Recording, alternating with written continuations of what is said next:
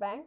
Central bank के बारे में पढ़ना भी काफ़ी इंपॉर्टेंट है आपके सिलेबस पॉइंट ऑफ व्यू से भी और आपके नॉलेज पॉइंट ऑफ व्यू से भी, क्योंकि सेंट्रल बैंक का टॉपिक बहुत ज़्यादा एग्जाम में आपसे पूछा जाता है। 6 मार्क्स की वेटेज होती है। So let's get started. Central bank के बारे में सबसे पहले जो आपको एक टर्म याद रखना है, चाहे आप कोई भी आंसर लिखो सेंट्रल बैंक के बारे में, you just have to write the single line that it is an apex institution in the banking structure of the country। Central bank जो है वो एक एपेक्स इंस्टीट्यूशन है हमारी बैंकिंग स्ट्रक्चर में। और ये जितने भी कमर्शियल बैंक है, कमर्शियल बैंक और सेंट्रल बैंक में जो मेन अपने को समझना है वो ये समझना है कि commercial bank directly deals with the public while central bank does not. Commercial bank जो है उसमें वो सारे बैंक आ जाएंगे जिसमें हम डेली के अपने रोज़मर्रा के काम करते हैं, जैसे कि एसबीआई हो गया, bank of Maharashtra, bank of India, जो भी बैंक आप देखते होंगे। लेकिन सेंट्रल बैंक हमारे इंडिया में सिर्फ और सिर्फ एक ही होता है जिसको हम आरबीआई बोलेंगे। सो जब भी हम सेंट्रल बैंक की बात कर रहे हैं it means we are talking only about RBI. While talking about commercial bank हम उसमें कोई भी बैंक को ले सकते हैं आरबीआई के अलावा। सो सेंट्रल बैंक यानी कि जो आरबीआई है वो जितने भी कमर्शियल बैंक हैं उन सब की एक्टिविटीज़ को कंट्रोल करता है, ऑर्गेनाइज करता है, रेगुलेट करता है, डायरेक्ट भी करता है और सुपरवाइज भी करता है।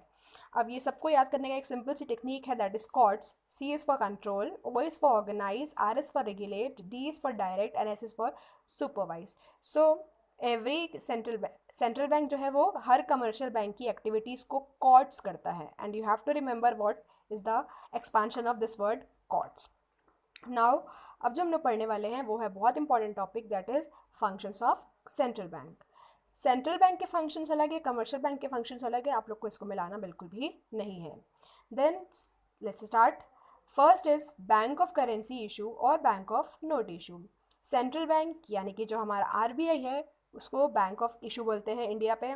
आरबीआई जो है वो इंडिया में जितने भी नोट होते हैं सबको प्रिंट और सर्कुलेट करता है, लेकिन 1 रुपये नोट और 1 रुपये कॉइन को नहीं। 1 रुपये और वन रुपी नोट और 1 रुपये कॉइन की जो जिम्मेदारी है it is up to the finance ministry of India, वही इनको प्रिंट करती है और सर्कुलेट करती है। अब अगर एक ही इंस्टीट्यूशन नोट प्रिंट करती है तो उसके फ़ायदा क्या मिलता है हमको? उससे फ़ायदा ये मिलता है कि हमारी इकोनॉमी में काफ़ी स्टेबिलिटी रहती है, एक ही प्रकार की करेंसी चलती है जिससे ट्रांजैक्शंस करना काफ़ी ईजियर हो जाता है। एंड जो क्वालिटेटिव और क्वांटिटेटिव इंस्ट्रूमेंट है इसके बारे में हम आगे डिस्कस करेंगे, उसको भी कंट्रोल करना काफ़ी ईजी हो जाता है।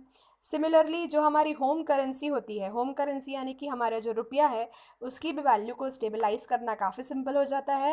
एंड हमारी जितनी भी करेंसी इशू की जाती है आरबीआई के द्वारा उसके बैकअप में आरबीआई हमेशा गोल्ड या फॉरेन एक्सचेंज या गवर्नमेंट सिक्योरिटी रखता है। If RBI is issuing 100 rupees के नोट तो 100 रुपीज़ के बैकअप में वो उतने रुपये का गोल्ड या फॉरेन करेंसी या गवर्नमेंट सिक्योरिटीज़ रखेगा। So this is the function of central bank, bank of currency issue. Now let's move towards the next function, that is banker of the government. RBI जो है हमारी state as well as central government दोनों का banker के रूप में काम करता है। अगर सेंट्रल गवर्नमेंट को या फिर स्टेट गवर्नमेंट को लोन चाहिए होता है तो वो लोग कभी भी कमर्शियल बैंक के पास नहीं आते, वो लोग सेंट्रल बैंक के पास ही जाते हैं। उनकी जितनी भी डीलिंग होती है, जितनी भी फाइनेंस से रिलेटेड डीलिंग होती है वो सेंट्रल बैंक से ही होती है। They do not deal with the commercial bank. So देखते हैं क्या लिखा हुआ है। बैंकर्स ऑफ द बैंक में ये लिखा हुआ है कि आरबीआई जो है वो सेंट्रल और स्टेट गवर्नमेंट का भाई बैंकर भी है, एजेंट भी है और एडवाइज़र भी है। As an agent, as an banker, as a banker और एज अ फाइनेंशियल एडवाइज़र, ये तीनों ड्यूटी जो है वो आरबीआई निभाता है। सेंट्रल गवर्नमेंट और स्टेट गवर्नमेंट को अगर लोन चाहिए तो वो कहाँ जाते हैं? सेंट्रल बैंक के पास।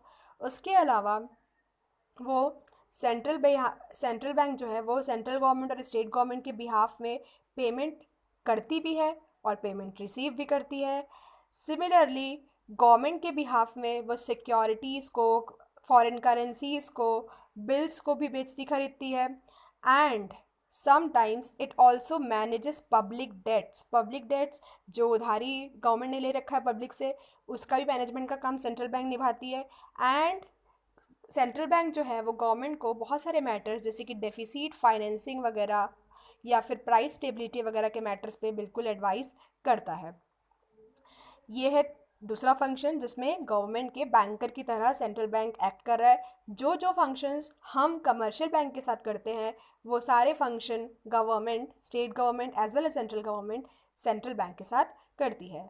हम पढ़ेंगे अब थर्ड फंक्शन के बारे में, जो कि है बैंकर ऑफ द बैंक या बैंकर टू द बैंक, जो भी नाम से आप बोलो। जैसे कि राजाओं का राजा होता है, वैसे ही सेंट्रल बैंक जो है वो बैंकर्स का बैंक है, बैंकर है बैंकों का।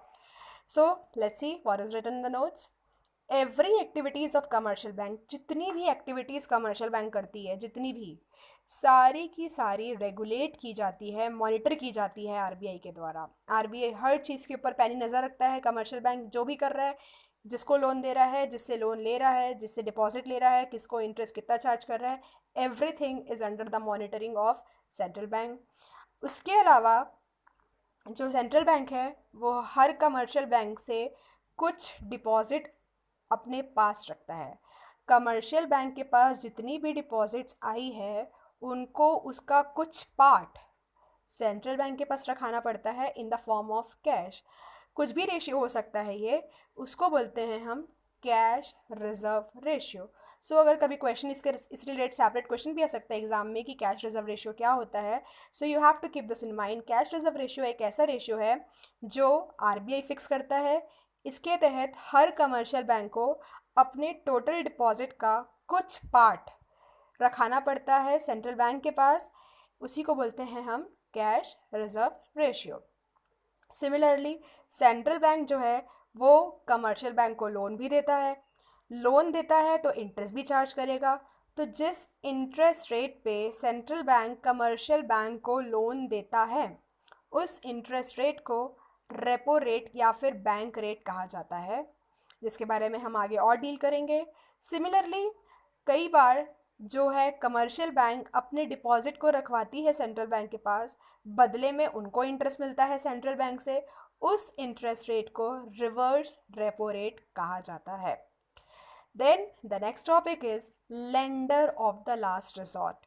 Lender of the last resort का मतलब क्या होता है कि अगर कभी भी कमर्शियल बैंक अपने ऑब्लिगेशंस को मीट नहीं कर पा रहे हैं, अपने ऑब्लिगेशंस को फुलफ़िल नहीं कर पा रहे हैं, कभी भी कमर्शियल बैंक जो लोन या उनको जो डिपॉजिट पब्लिक को वापस करना है वो पूरा करने में वो लोग अनेबल हैं, तो इस टाइम पे सेंट्रल बैंक आता है मदद करने के लिए। देखते हैं क्या लिखा हुआ है आगे। अगर कभी भी commercial bank, if a commercial bank fails to meet the obligation of its depositor, जो डिपॉजिटर्स उन जिनके पैसे जमा है बैंक पे, उनकी ऑब्लिगेशन को अगर वो मीट करने में कभी फेल हो जाता है तो सेंट्रल बैंक आती है मदद करने में।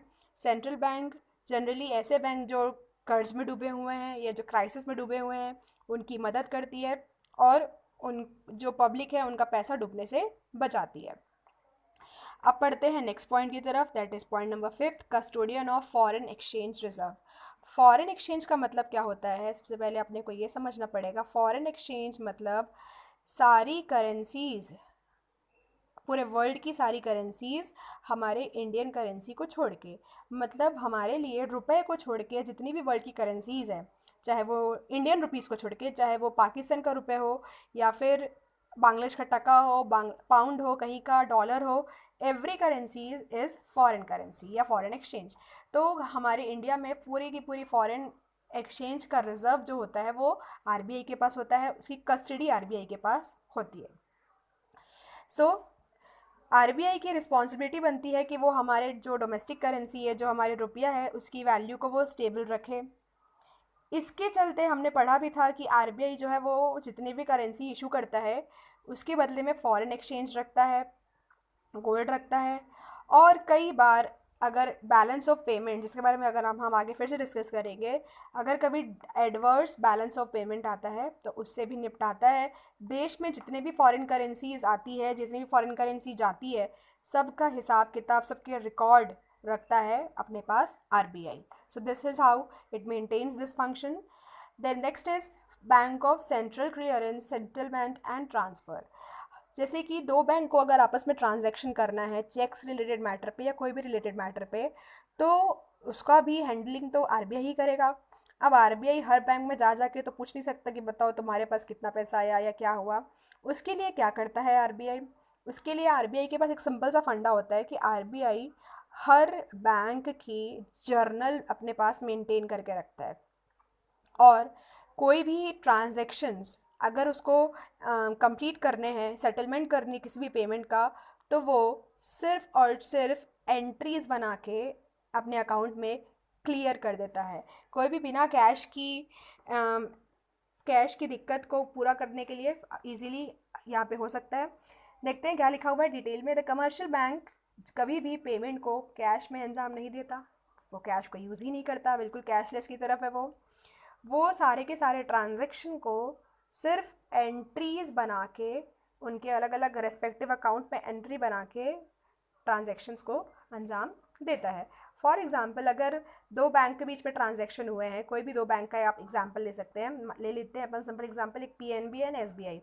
पीएनबी से पैसा गया एसबीआई में, तो वो क्या करेगा, पीएनबी के अकाउंट को उतने से कम कर देगा और एसबीआई के अकाउंट को उतने से बढ़ा देगा, just by passing simple entries.